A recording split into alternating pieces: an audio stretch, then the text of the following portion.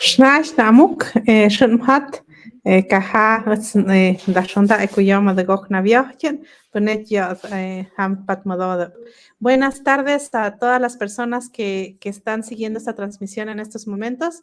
Estamos muy contentos, muy contentas por poder empezar esta segunda temporada de esta serie que hemos llamado Entrevista al entrevistador, que en este caso va a ser entrevista a la entrevistadora.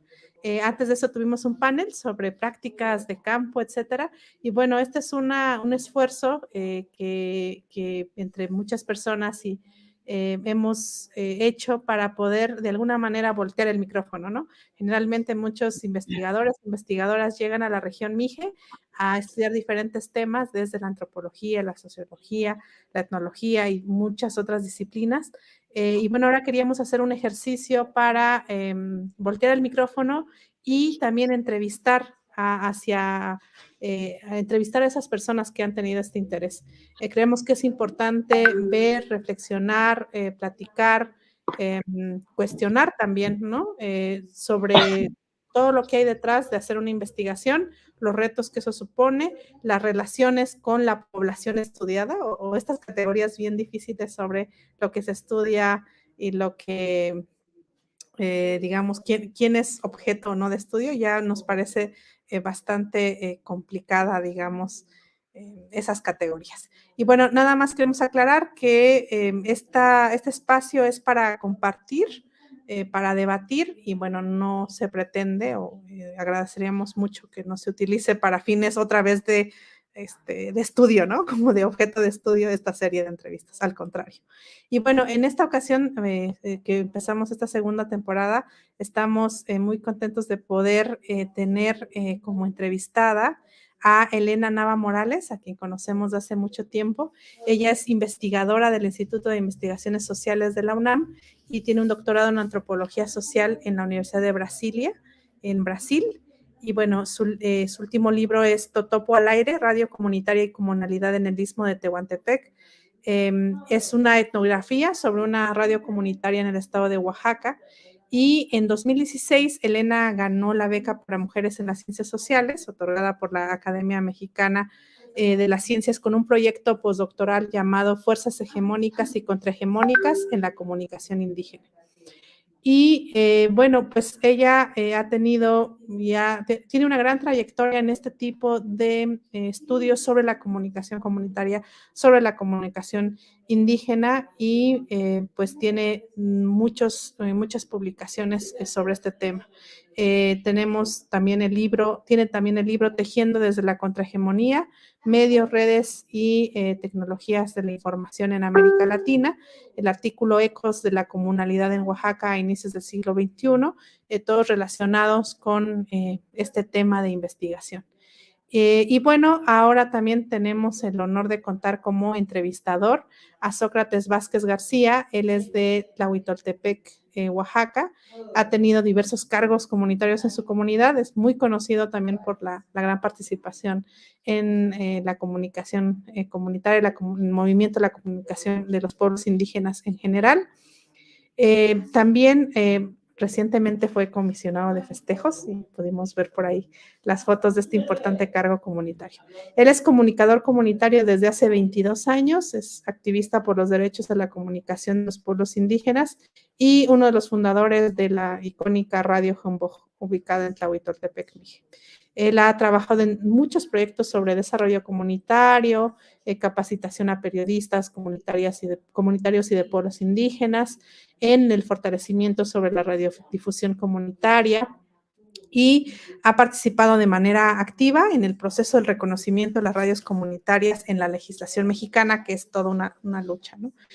También ha sido representante nacional de AMAR, que es la Asociación Mundial la Asociación Mundial de Radios Comunitarias del capítulo México y forma parte del Consejo Regional de esta misma asociación en Latinoamérica.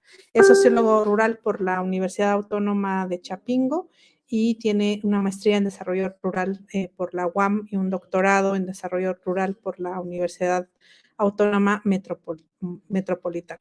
Actualmente está colaborando con una organización no gubernamental internacional de pueblos indígenas llamada Cultural Survivor y como gerente de medios comunitarios e indígenas. Y bueno, le hemos estado escuchando en muchos diversos espacios. Entonces creemos que esta conversación está naturalmente dada por los temas, intereses y activismos de cada uno de ustedes. Dioskujoye Namu, Dioskujoye Psok, Dioskujoye Belena, voy a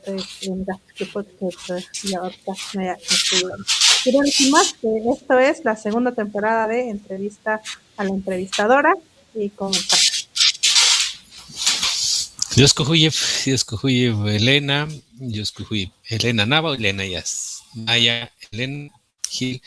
Pues me gusta que te ponía piatmador de Avayuk, pues no debes a Dioskujuyev me gusta, ponía en Vindanad, vi tu ya zipiat y Colmix, que a Tunga Puk, nezine pikire, ya ta miguk, ne dicta hambeta, ponía a dicta de ponía Hazib Hotstep.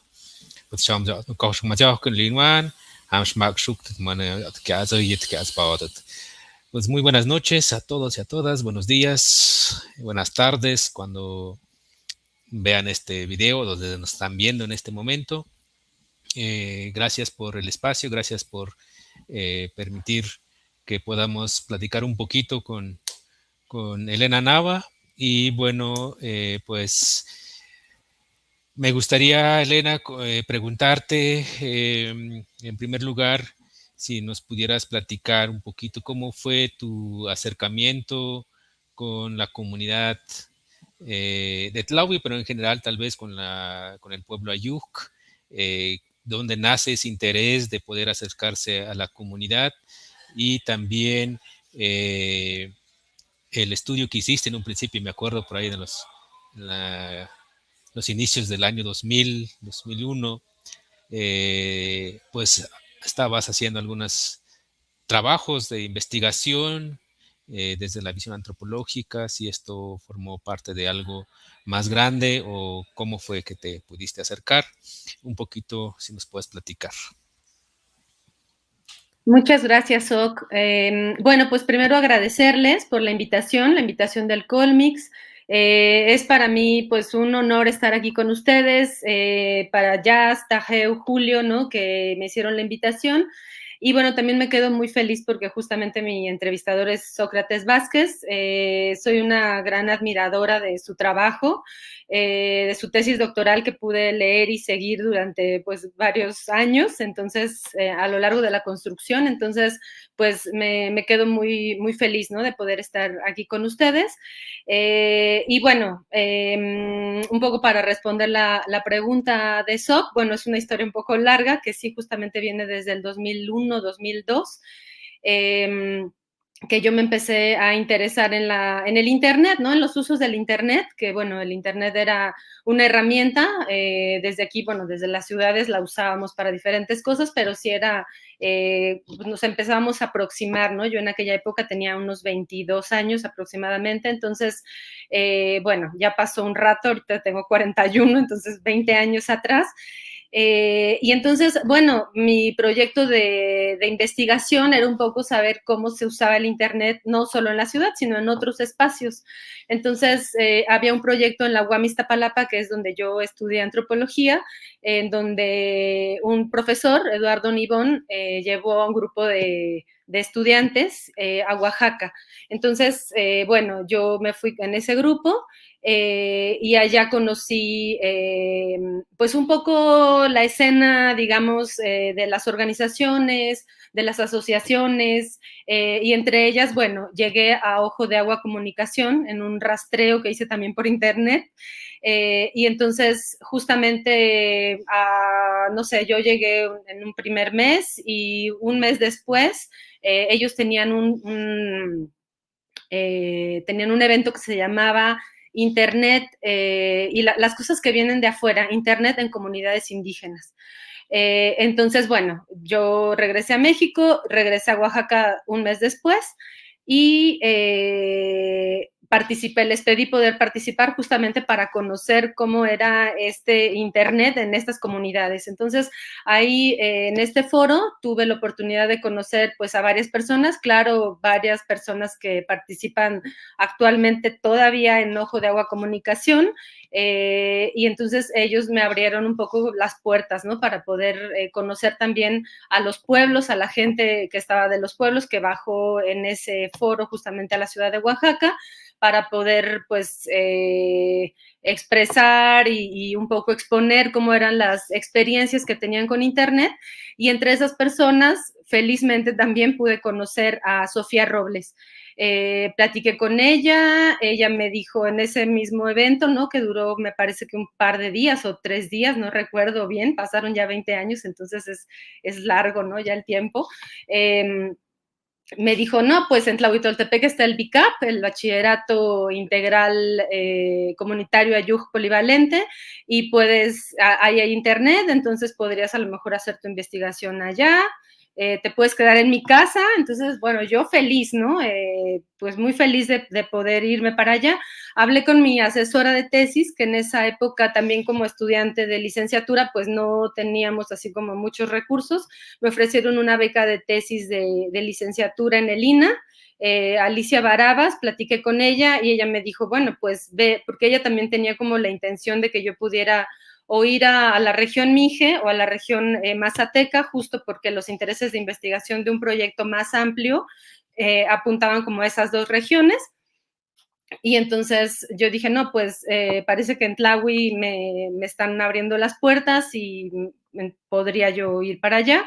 Entonces, bueno, todo como que se cuadró, ¿no? El universo conspiró y entonces pues fui a Tlahuitoltepec. La verdad es que pues me acuerdo todavía pues el diario de campo, ¿no? De escribir y ver la diferencia de pues una niña que había vivido 20 años en el valle, ¿no? Y no conocer las montañas.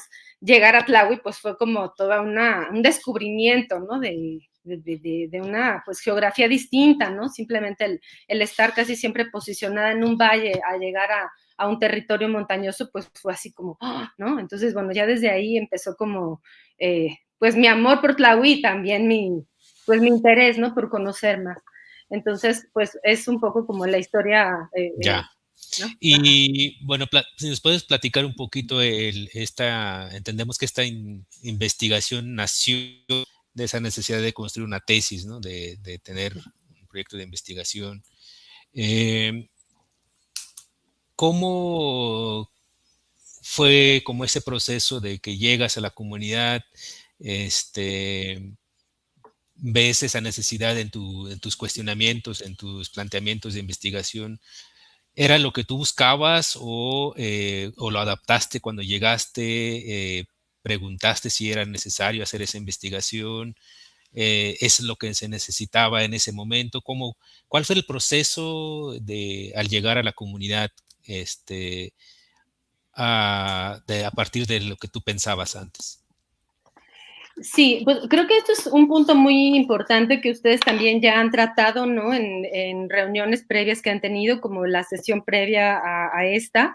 Y creo que este cuestionamiento es muy pertinente a la hora de que los alumnos llegan a una comunidad, ¿no? Yo en realidad me sentía un poco, pues, perdida, ¿no? O sea, digo, sí llevaba un proyecto de investigación, pero un proyecto de investigación que nacía pues de una idea muy individual, ¿no? De una idea muy particular. En ningún momento yo en esa época pensé ni en colectivo, ni en la comunalidad, ni en la comunidad, o sea, no. Yo pensaba pues en saber cómo era esa apropiación del Internet. Entonces, creo que ahí iría como un primer error, que creo que es importante ahora, ¿no? Ahora que estoy como ahora maestra, en la universidad, en la carrera de antropología, por ejemplo, sí creo que es algo muy importante que se tendría que platicar con los alumnos, ¿no? O sea, el conocimiento se tiene que construir colectivamente, colaborativamente, en diálogo, conjunto, en otros momentos que hemos tenido oportunidad de hablar, claro, contigo, Sócrates, y también con Jazz, con Tajeu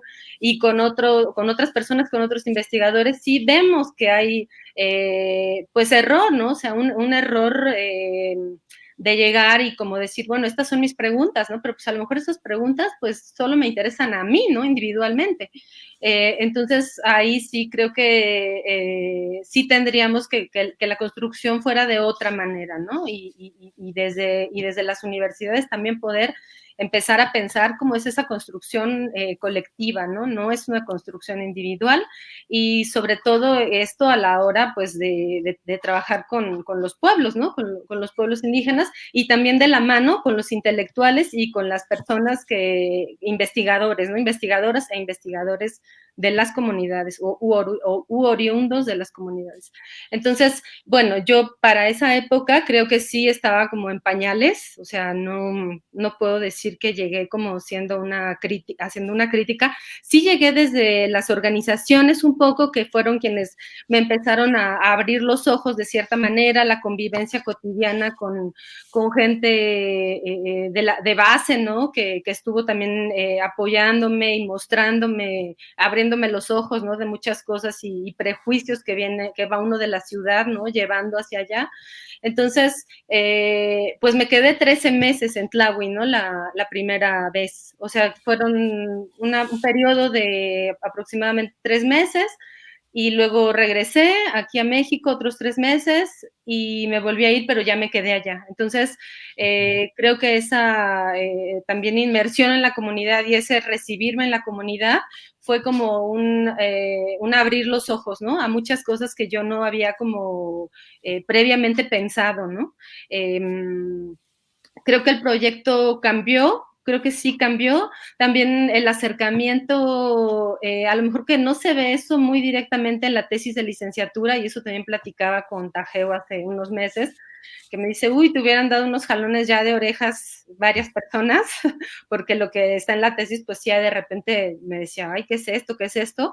Y yo, pues sí, ¿no? O sea, tenía 23 años, no lo justifico, pero sí, creo que es importante verlo ahora, ¿no? Así de, como un panorámico, ¿no? Así de, bueno, ¿qué pasó y por qué escribí esto y cómo fue?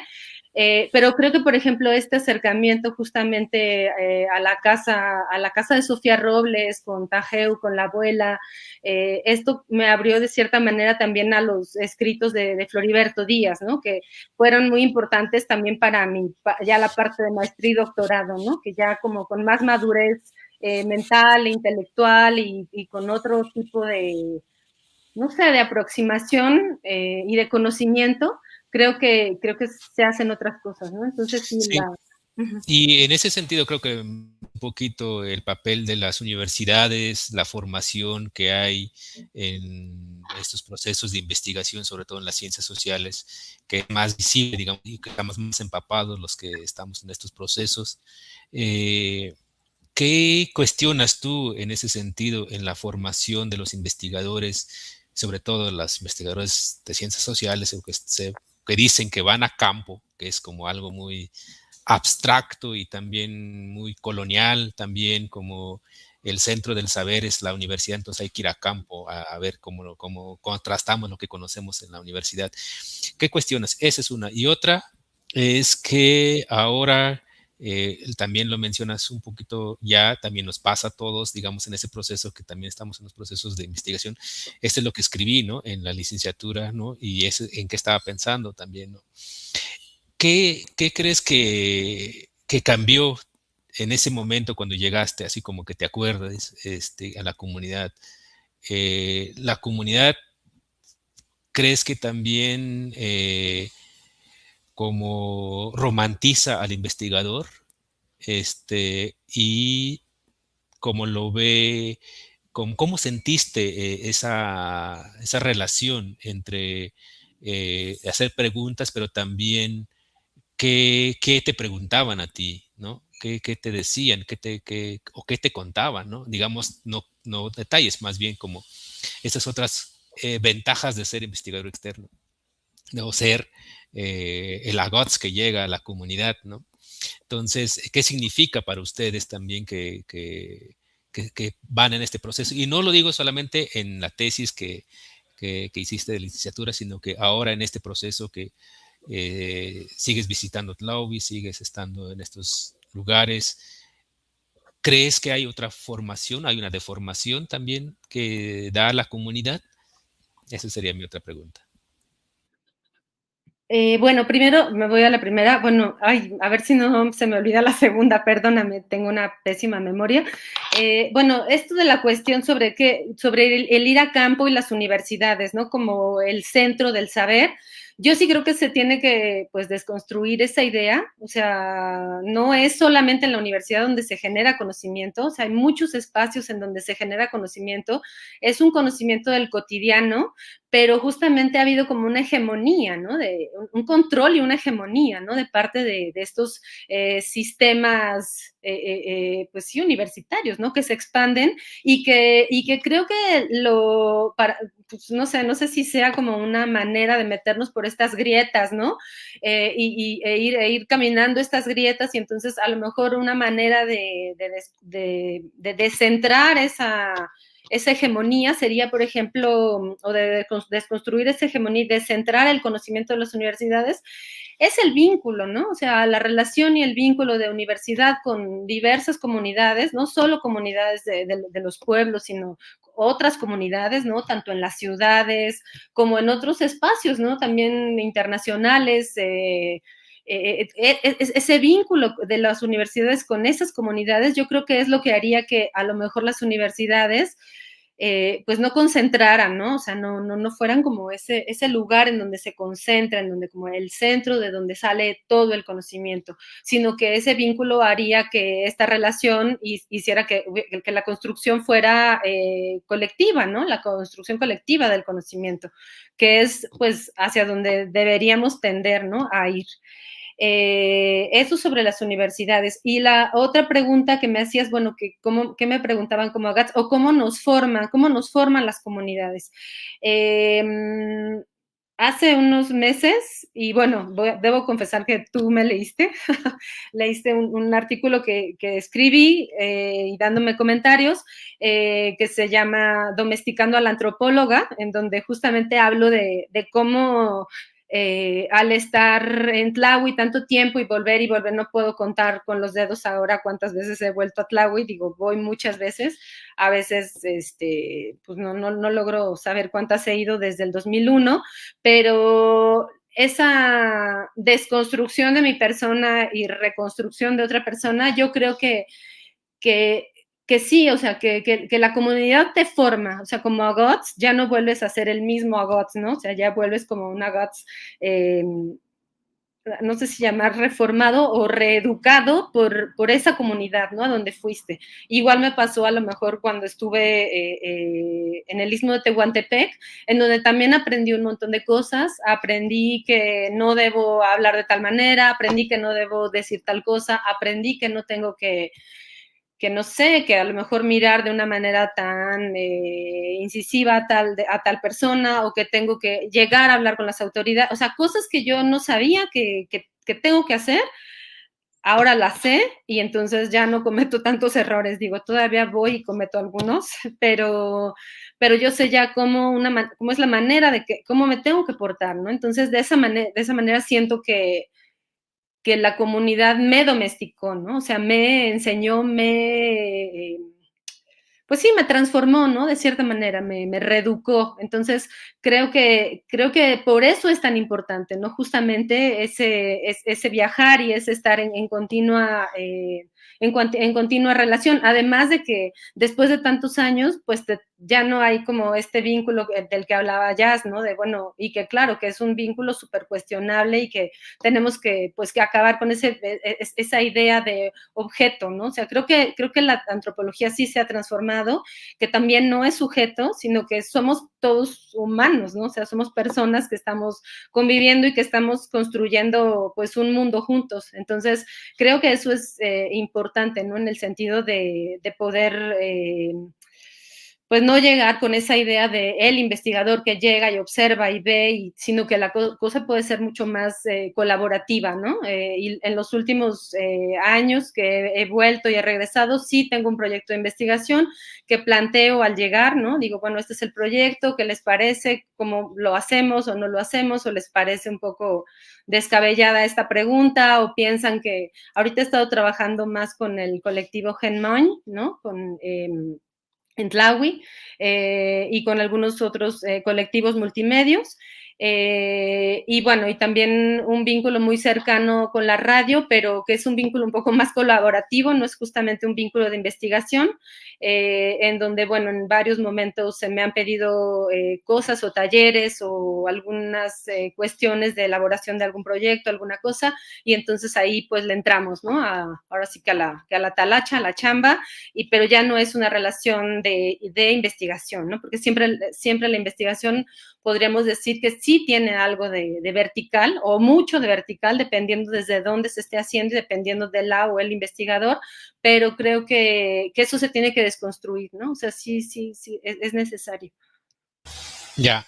Yo creo que justo esa es la discusión que nos tendríamos que seguir haciendo, ¿no? O planteando o cuestionando. Es, pues, ahora que construimos nuestros proyectos de investigación, en realidad se piensa desde la academia, ¿no? Se piensa desde un espacio, desde la escuela, en tanto que no es construido a partir de las necesidades de las comunidades. ¿Qué crees que se necesite hacer desde la academia, desde estos espacios de investigación?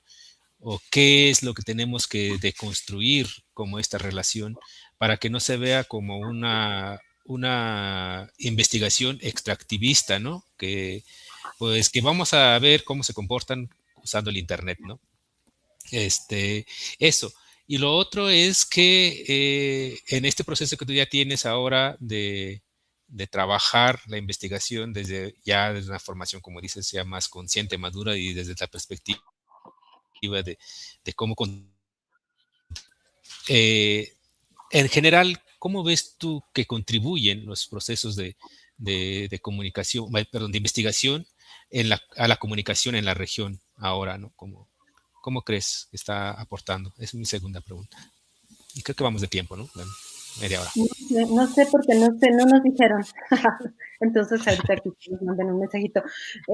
Bueno, llevamos media hora, entonces creo que vamos bien. Bueno, creo que desde la academia, bueno, la academia yo creo que sigue siendo muy colonial en muchos sentidos, ¿no? Creo que no sé, por ejemplo, desde antropología, este semestre yo estoy dando teoría clásica 2, ¿no? De Malinowski a Lévi-Strauss.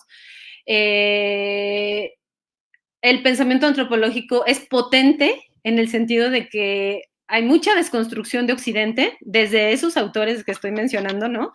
Pero a la vez, ahorita, en esta época, tenemos que pensar, o sea, en una clase no puedes volver a repetir, ¿no? Repetir. Claro, como formación sí, se tiene que leer eso, se tiene que saber y se tiene que criticar y se tiene que conocer, pero en una clase, no sé, por ejemplo, clásicos de hoy, o bueno, no sé cómo llamarlo, autores actuales, tiene que estar Floriberto Díaz, tiene que estar Jaime Martínez Luna, tiene que estar Jazz, tiene que haber esos autores, ¿no? O sea, son autores que están presentes, son autores que están produciendo hoy, y entonces se tiene que leer. Entonces, desde las universidades, si no iniciamos esa desconstrucción desde eso, o sea, por ejemplo, pensar en que en un proyecto de investigación, si un proyecto de investigación lo estoy pensando con ciertas teorías que no iluminan ciertos fenómenos sociales que se dan en ciertos lugares, entonces, más bien, ¿con qué teorías estoy pensando? Entonces pienso, bueno, si la comunalidad me está dando luz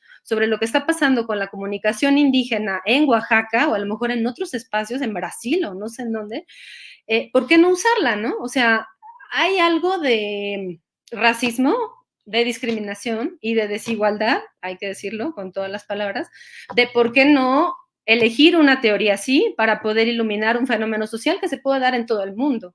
Entonces, me parece que desde ahí viene la desconstrucción. O sea, es una desconstrucción tanto teórica como metodológica, y bueno, tú lo sabes muy bien.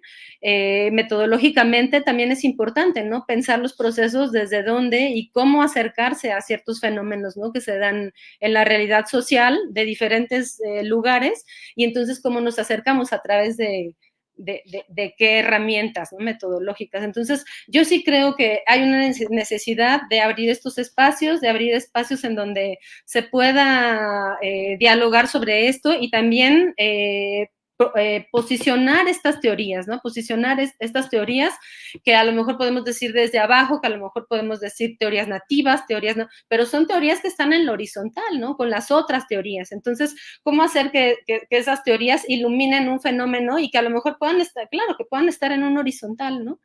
Y creo que eso es muy importante. ¿Cómo contribuyen los procesos de investigación? Creo que los procesos de investigación, al ser de cierta manera o siendo colaborativos, iluminan, sí, pues porque tienen que ser colaborativos, iluminan, no iluminan, más bien contribuyen a visibilizar, ¿no? A visibilizar diversos procesos. Entonces, yo iría por ahí, ¿no? Que esa visibilización de esos procesos que se dan en diferentes puntos del planeta, no solo aquí en México, sino en muchos lugares, contribuyen justamente a conocer, ¿no? Esta cuestión de la comparación, ¿no? De Colombia con Brasil, con Argentina, ¿no? Eso nos trae a la vista que muchos procesos se parecen, muchos procesos pueden interactuar, muchos procesos, conociendo el proceso a lo mejor en la Amazonia brasileña de la radio, de tal manera, entonces a lo mejor se puede traer un elemento para acá, para un proceso que está aquí en Oaxaca, o que está, no sé, en alguna comunidad en Estados Unidos, o en Canadá, o no sé, eso creo que contribuye a comparar y a compartir, ¿no? A compartir estos conocimientos que se puedan generar a lo largo de un proceso de investigación, ¿no? O de un fruto, ya sea un libro, un artículo, un video, no sé, algún producto, ¿no? Que se dé de estas investigaciones. Bien, y tengo otra pregunta. ¿Crees tú que bueno, está bien estos intercambios, estas comparaciones, estas visibilizaciones, y lo veo también como una necesidad, ¿no? De que tienen los procesos, ¿no? Que hay en las comunidades. Pero ¿crees que estas investigaciones están enfocadas o solo están permitiendo que lleguen a un sector de la comunidad, específicamente en las comunidades en general, pero también en las universidades? Me preocupa un poco que cómo estos tendrían que llegar a otros sectores de las comunidades, si es que llega, y también porque muchas tesis se quedan guardadas en los archivos, en los almacenes, en las bibliotecas, que nadie más lo busca. ¿Qué toca hacer después de eso, no? ¿Cómo poder aterrizar esas conclusiones en lo cotidiano de la gente, donde uno pues hace las investigaciones? ¿Qué crees que falla o qué crees que se necesita para que no solamente se quede en un sector, ¿no? Pues yo pienso que ahí te fuiste directo al problema, pues, de la escritura y de la oralidad, ¿no? Muchas veces no, pues esas tesis se quedan ahí porque no son leídas, ¿no? Pero no es a lo mejor porque no queramos precisamente leerlas, sino que no hay un medio mucho más, ¿cómo se podrá decir? Como más, no sé cómo llamarlo, pero a lo mejor pensaba, por ejemplo, una tesis en cápsulas, ¿no? Una tesis en radionovela, ¿no? De la radio, bueno, porque la oralidad también siempre ha sido un medio, pues, más fácil para todos nosotros, me incluyo, ¿no? Entonces creo que podrían ser como algunas maneras de poder llevar esos frutos de esas investigaciones a ser escuchadas o ser conocidas, ¿no? Por diferentes grupos de la población, ¿no? Por ejemplo, pienso en los niños, que a lo mejor no van a leer pues una tesis de licenciatura, una tesis de doctorado de alguien, pero a lo mejor los niños están interesados en un taller que dimos de cine colaborativo el año pasado, en noviembre, que bueno, estuvo también, bueno, estuvimos colaborando con la radio, con el colectivo Genmain y también con Lilia Pérez Díaz y también la REME, ¿no? La Regiduría de Educación. Los niños estaban muy interesados en poder contar, ¿no? Por ejemplo, pues la historia de Condoy, por qué es importante el cerro, ¿no? Había como un interés, ¿no? Porque justamente al ser cine colaborativo pensábamos Lázaro Cruz, que también fue uno de los estudiantes que andaba por acá y fue el que dio el taller, él decía, bueno, si es colaborativo, los niños tienen que decidir todo, ¿no? O sea, desde que si quieren hacer un dibujo y ponerlo, desde que si quieren poner unas letras y ponerlas, desde que si quieren hablar en ayú o si quieren hablar en español, desde que si quieren, cuál es el tema, ¿no? Central del video, de la producción que se haga. Entonces, no sé, por ejemplo, ya los niños si quieren acceder a una tesis de doctorado, a lo mejor que una tesis puede estar, no sé, por ejemplo, se me ocurre, ¿no? En cuadritos, ¿no? O sea, que sean, o una tesis en otros medios, ¿no? O sea, en otros formatos que sean accesibles, ¿no? A estos otros públicos que son, pues que no, a lo mejor no van a leerse una tesis de doctorado, un niño de 6, 8 años, pero que puede acceder de diferentes maneras. Entonces, yo creo que sí, estas otras formas de poder presentar una investigación son importantes. Ya, gracias. Bueno, otra parte. Desde que tú empezaste este proceso de investigación, nos contaste un poquito de lo que ha cambiado, pero si nos puedes como enmarcar un poquito más, ¿qué es lo que cambió de tu proceso de investigar en las comunidades? ¿Qué dices ya no lo vuelvo a hacer o eso no es por ahí? En cuanto a tu metodología, en cuanto a tu enfoque, hablamos de que pues por mucho tiempo, o algunos lo siguen viendo como los objetos de estudio, las comunidades, como si no fueran sujetos activos o personas con sentimiento y razón. Y eso, ¿no? ¿Qué cambiaste? ¿Qué podrías como mostrar ahora que lo que no lo volverías a hacer, ¿no?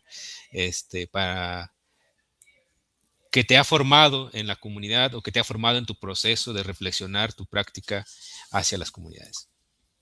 Bueno, primeramente la teoría. Creo que la teoría no puede ser como una imposición desde arriba, o sea, no puede ser, ay, voy a retomar a Lévi-Strauss para pensar tal cosa. Yo sí creo, o sea, estoy firmemente convencida de que claro que las comunidades tienen sus propias teorías del mundo y de la realidad, entonces poder pensar, entender, saber, conocer esas otras teorías es importante para poder dar luz a un fenómeno social en la misma comunidad, o sea, no va desligado, ¿no? Entonces creo que eso fue un aprendizaje en Oaxaca, ha sido un aprendizaje duro de muchos años, de 20 años, en donde, bueno, me he sentado a pensar, también me han ayudado a antropólogos, no solo Tajeu, que muchas veces me ayuda y me jala las orejas, pero bueno, varios antropólogos también en Brasil, sobre todo que es pues un polo muy importante de antropología, digamos, no hegemónica, sobre todo puedo pensar en Alcida Ramos, ¿no? Quien ella, bueno, fue así como una persona de las principales que me instó y que me dijo, bueno, pero aquí está, tienes aquí la comunalidad, o sea, ¿qué te pasa? Y yo, no, pensando en otras teorías y en otras cosas, tienes la comunidad, o sea, ya lo tienes, esa es la teoría. Y entonces también ahí, pensando un poco en estos escritos de Benjamín Maldonado, ¿no? El otro día que estuvimos ahí conversando, recuerdo hay un texto, no me acuerdo exactamente cuál, pero decía, bueno, es que la comunalidad, para poder legitimar la comunalidad y para poder verla presente, o más bien verla como un reflector teórico, ¿no? Tendríamos que buscar como más espacios, más lugares en donde se pueda como ella puede iluminar este fenómeno. Entonces, creo que, bueno, yo me fui un poco por este camino, sobre todo en la tesis de doctorado, y ahora, bueno, creo que, bueno, también con el surgimiento de la Huaco y los continuos procesos que hay en Oaxaca, ¿no? Que políticos, académicos, intelectuales, de generación de conocimiento, creo que, bueno, o sea, con Oaxaca no hay... no hay como voltearse hacia a ver otro lado, ¿no? Sino que esos mismos procesos te van llevando, ¿no? Como investigador, te van llevando por un camino que tienes que, pues, así que subirte, ¿no? O sea, tienes que subir a ese proceso, porque es un proceso muy, muy dialogado, ¿no? Es un proceso dialogado esto. Entonces, no me veo ya como haciendo una investigación sin decirle al colectivo Genmay, oigan, escribí esto y bueno, lo voy a publicar, no lo lean, no, sino llevándolo, oigan, léanme, creo que me equivoqué en varias cosas, porfa, corríjanme o díganme si va bien o díganme si lo borro, lo elimino o voy por buen camino. No, o sea, ese camino tiene que ser así, ¿no? O sea, no creo que vaya por otro lado. O sea, sí creo que el camino tiene que ser dialogado, tiene que ser colaborativo y tiene que ser, oigan, escribí esto, ¿creen que pues, estoy viajándome o creen que pues, sí estoy escribiendo algo? Eso también lo platiqué ya en algunas ocasiones con Jazz, ¿no? O sea, que llega la antropóloga, el antropólogo y entonces se inventa una interpretación de tal cosa que tal vez ni era y que pues ya lo escribió y ya se publicó en todo el mundo. Entonces, pues no, o sea, sí tenemos que dialogarlo y que decir, oigan, estoy interpretándolo así, porque además hay un montón de cortinas hermenéuticas por las que vamos cruzando, entonces yo puedo estar interpretando como chilanga tal fenómeno, tal cosa, tal ritual, tal cuestión, y a lo mejor ni siquiera va por ahí, ¿no? Entonces... O a veces no hay que escribir. O a veces no hay que escribir. Esa es la otra parte, ¿no? Sí, justo en ese sentido, te quería preguntar, ¿qué le dices a los investigadores en general, los que van a las comunidades? Y acabas de mencionar y ser un poquito más enfática en el de Oaxaca. Oaxaca siempre está en esa transformación, en esa sentir de que pues hay que apostar, ¿no? Hay que cambiar, hay que transformar, hay que modificar patrones, ¿no? ¿Qué le dirías a los investigadores que llegan a las comunidades? ¿Hacia dónde enfocar el trabajo de investigador? Y sí, un poquito esta parte, ¿no? El investigador académico siempre está pensando en la escritura, ¿no? ¿Qué otras formas de sistematizar el conocimiento podrías sugerir que puede darse desde la academia? Bueno, primero, ¿qué les diría? Híjole, es complicado. Bueno, las recomendaciones son como las que más o menos ya dije, ¿no? Primero, bueno, leer autores de allá, que es lo que muchas antropologías hegemónicas no han hecho, ¿no? O sea, se citan entre ellos todo el tiempo y ya, y nosotros, o sea, no nos citan, no nos pelan, no nos voltean a ver. Entonces, pues es reproducir la misma hegemonía, ¿no? Desde el centro, bueno, desde la Ciudad de México, desde las ciudades, ¿no? Que llegan los investigadores, ¿no? A las comunidades y entonces no citas a las personas que están ahí, que están escribiendo y que son investigadoras e investigadores, entonces, bueno, pues ya estás mal, ¿no? Entonces, sí, yo creo que, bueno, esa sería la primera recomendación y humildad, o sea, llegar con humildad, porque con arrogancia yo creo que, pues, o sea, no, para nada, no creo que sea como la vía, o sea, la vía para acercarse. Creo que también hay que llevar como, no sé, pues sí, una autocrítica, ¿no? Y todo el tiempo como esta vigilancia, ¿no? Autovigilancia para no caer en el prejuicio clásico del chilango que llega y piensa que, no sé, ¿no? O sea, hay muchos prejuicios con los que se llega, entonces... Ve todo exótico, ¿no? ¿Cómo? Ve todo exótico en la comunidad. Algo así. Entonces, eso pues yo creo que es como algo básico, ¿no? Que se tiene que decir y que se les tendría como que decir, a ver, las reglas para llegar allá son. Y creo que ustedes están haciendo un gran trabajo desde el Colmix, ¿no? Con todos estos, pues sí, estas reuniones que han tenido, no recuerdo muy bien, es como un manual, ¿no? Una especie de sí, para poder hacer trabajo de campo, para poder recibir a quién, ¿no? Me acuerdo que Luna Marán, también estuve por allá en Guelatao, y entonces ellos tienen un formulario desde, creo que Agenda Guelatao, o desde el mismo pueblo, desde Guelatao, un formulario en donde como que registras qué vas a hacer y ya cuando acabas, pues qué hiciste, con quién hablaste, de qué institución eres, o sea, llevan todo un registro, ¿no? De las personas que entran, de las personas que están ahí, por qué están ahí, cuántos llegaron, cuánto tiempo pasaron, sobre qué es la investigación, cuál es el enfoque teórico, cuál es la metodología. Entonces creo que eso ayuda bastante, ¿no? Como también para llevar un cierto control comunitario de quién está y quién entra, quién sale y qué está diciendo, y que se comprometa casi así a entregar cada capítulo, ¿no? De tesis, también para que pueda ser leído. Sobre estos otros formatos que me decías, bueno, ya yo hablaba un poco, bueno, a lo mejor esta cuestión de los cuadritos, yo creo que sería como algo interesante, porque también, bueno, usted ha estado explorando mucho el dibujo desde la antropología, ¿no? Que llega el antropólogo, la antropóloga, y dibuja, ¿no? Hay mucha gente que dibuja, entonces esta manera de comunicar, pues es diferente y viene más también desde, bueno, desde el arte, desde una manera artística de cómo poder reflejar lo que se aprende, reflejar lo que es enseñado por la comunidad a uno. Entonces creo que puede ser también, bueno, claro, el video, no sé, las cápsulas radiofónicas, bueno, creo que hay como varias maneras, ¿no? Que no solo escritas, porque sí, la escritura de repente, pues, es esto que decíamos, ¿no? Bueno, cae en una biblioteca, cae en un repositorio digital y ahí se queda, ¿no?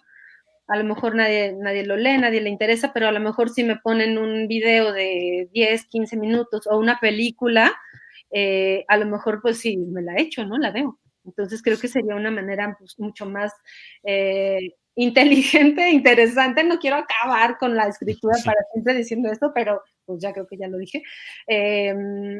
Pues sí, de poder presentar un producto, ¿no? Sí, es más tal accesible. vez la cuestión ahí es esa, ¿no? Que la academia debería de reformar sus planteamientos, porque siempre es al final un artículo o publicar en un libro, en una revista, que siempre, pues, la academia se ha vuelto meritoria, ¿no? Entre más escribes y más investigación, o repites o te citas otra vez y vuelves a citarte, esa es una dinámica que igual pues no tiene mucho sentido para las comunidades, ¿no? Que a veces pues está bien que escribas, ¿no? Muy bien, muy buena tu interpretación, pero ¿qué sirve? ¿Cómo funciona? ¿Cómo nos ayudan en ese sentido? Y bueno, ya porque creo que estamos llegando casi a la parte final, me gustaría que nos platicaras ahora, desde tu análisis, desde tu perspectiva, hacia dónde está la comunicación indígena en la región, en, eh, en Oaxaca, México, y ya que conoces también los procesos en Brasil, ¿dónde está parado la comunicación indígena en este momento? ¿Qué puedes decir de eso ahora? Ay, no te puedo entrevistar yo mejor con esa pregunta. Perdón. No, no me Pues, toca ahora. okay. Bueno, pues, bueno, es un proceso muy amplio, ¿no? No podríamos como así decir. La comunicación indígena, creo que hay muchos procesos simultáneos de comunicación en Oaxaca, en México en general, ¿no? Hay muchísimos procesos, hay mucha gente joven involucrada, joven y grande, ¿no? Porque ya son varias generaciones. Entonces, creo que hay también como un... es radio, es video, pero también ahorita creo que hay una potencia muy fuerte en redes, ¿no? Redes sociodigitales y tecnologías digitales en general. Entonces, está habiendo también como ahí una especie de no podría decir ensalada, sino como traslape, ¿no? De todos estos diferentes medios. Entonces, creo que es importante también mirar, ¿no? Mirar hacia los más jóvenes, qué es lo que están haciendo, hacia dónde están enfocando estas redes, estas tecnologías digitales, ¿no? Qué es lo que se está haciendo en redes, sobre todo. Porque sí hay un traslape, ¿no? Muy fuerte de estos diferentes medios. También creo, bueno, sigo apostando porque la comunicación indígena es un espacio importantísimo, ¿no? En donde las comunidades se posicionan políticamente, culturalmente, o sea, y no va separado, ¿no? Estas dos dimensiones no van separadas, entonces creo que es algo que debe destacarse, que es algo muy importante a nivel, bueno, tú lo sabes mejor que yo, mundial. En donde, bueno, han funcionado ahora durante la pandemia, han sido también herramientas fuertísimas, ¿no? Que han colaborado muchísimo a estas necesidades que han tenido las comunidades, ¿no? Desde pedir ayuda, pedir médicos, distribuir información, saber qué está ocurriendo, no sé, con vacunas, con diferentes momentos, ¿no? Que han sucedido durante la pandemia y al salir de la pandemia. Entonces, bueno, creo que es un momento muy importante, ¿no? Para la comunicación indígena, así como lo ha sido ya desde hace un tiempo, ¿no? Entonces, a nivel, digamos, de relación con el Estado, bueno, no sé en qué vamos, ya estoy un poco perdida. Creo que sigue habiendo una hegemonía, evidentemente, ¿no? Del Estado-Nación, ¿no? Que todavía no logra como entender muy bien qué onda. De repente sí hay pues algunas categorías que entran en la legislación, hay también algunos momentos en los que, bueno, se flexibiliza este derecho positivo, pero todavía creo que falta, ¿no? O sea, falta mucho y bueno, es seguir como en bloque empujando estos procesos, ¿no? Creo que eso sigue siendo muy importante, ¿no? Que poder continuar y poder también continuar con figuras, claro, como tú, ¿no? O sea, que es un claro ejemplo de hasta dónde has llegado y hasta dónde estás posicionando a la misma comunicación indígena, no solo en México, sino en América Latina, ¿no? Y en otros puntos, pues, del mundo. Entonces, creo que eso es, pues, lo que se necesita, es importante, y pues seguir funcionando un poco como en bloque y en este vínculo, en este tejido, ¿no? Que se va retomando un ejemplo de acá y se va retomando otro ejemplo de acá, ¿no? Para poder seguir fortaleciendo estas luchas a nivel local, ¿no? Que a veces parece que están como tan lejanas, pero que a veces comparten tanto, ¿no? Al interior de pues este tejido, ¿no? Tan amplio que es la comunicación, pues no quiero decir la indígena, porque también es un término que se ha cuestionado bastante, pero de esta comunicación entre pueblos, ¿no? Ya, sí, pues lo indígena siempre es una categoría política al final, ¿no? Como parte reivindicativa, aunque del otro lado también tiene una connotación racista y discriminatoria. Claro. Pero desde esta perspectiva es una postura política frente a las otras formas. Y bueno, pues ya para cerrar, me gustaría escuchar tu opinión y tu perspectiva, y también para los compañeros y compañeras, hermanos y hermanas, que ya están en este medio de la investigación, de la escritura, de la investigación o de la autoinvestigación, o de tratar de pensar o escribir. Muchas veces, a veces lo hacemos desde estructuras muy rígidas y formales académicas.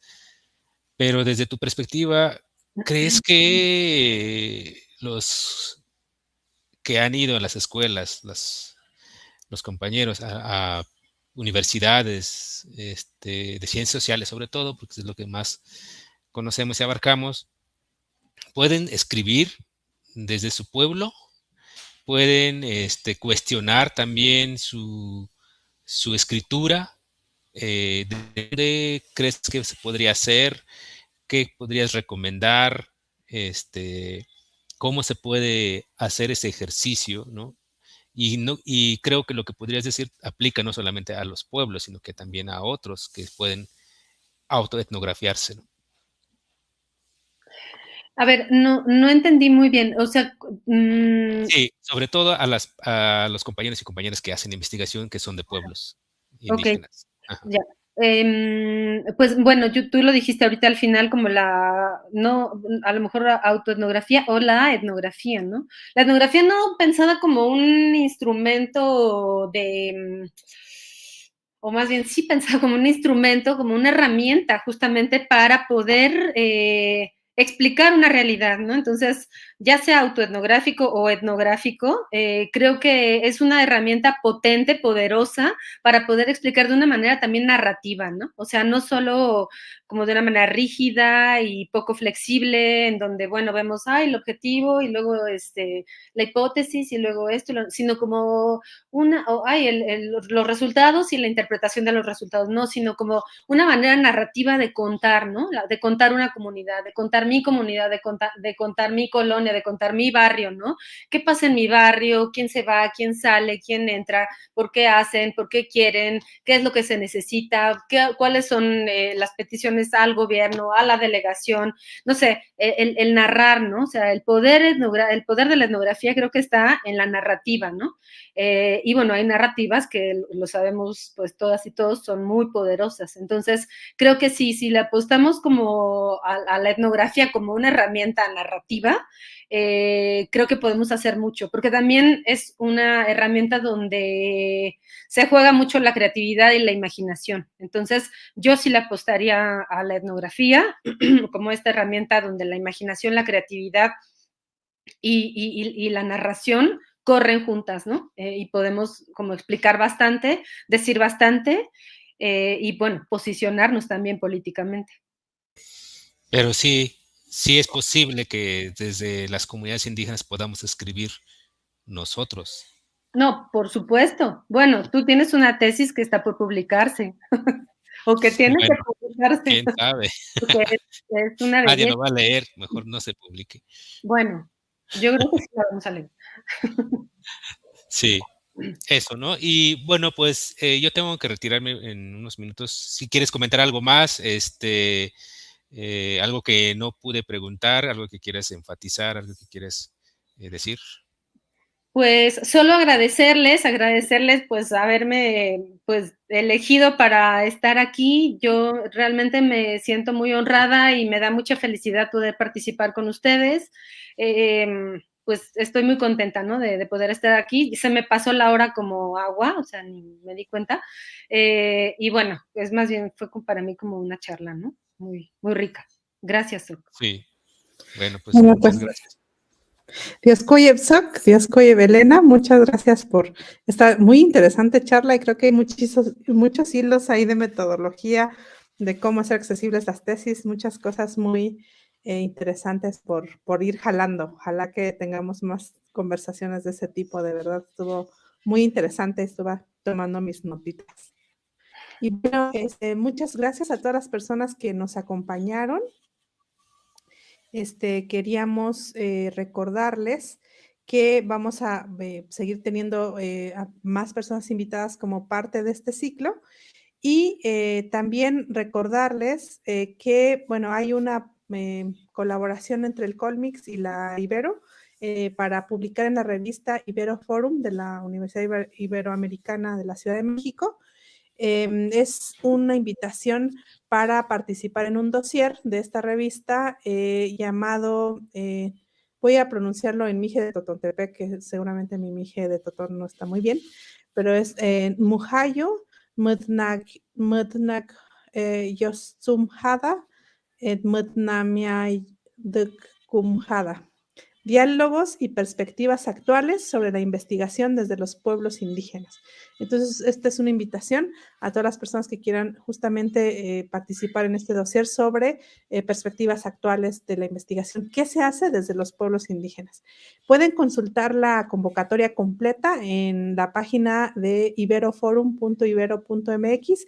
La fecha límite para entregar colaboraciones es el 11 de noviembre. Y bueno, ahí en esta página o también en la página de Facebook del Colmix, pueden consultar las bases. Ojalá que Sócrates sea uno de los colaboradores. Aquí ya comprometiéndolo, pero creo que sería muy importante sobre todos estos temas. Y bueno, muchísimas gracias, Elena, también por todas estas reflexiones. Y bueno, seguiremos reflexionando en este espacio que se llama en esta temporada Entrevista a la entrevistadora. Nos vemos la siguiente vez. Dios kuhuy. Dios.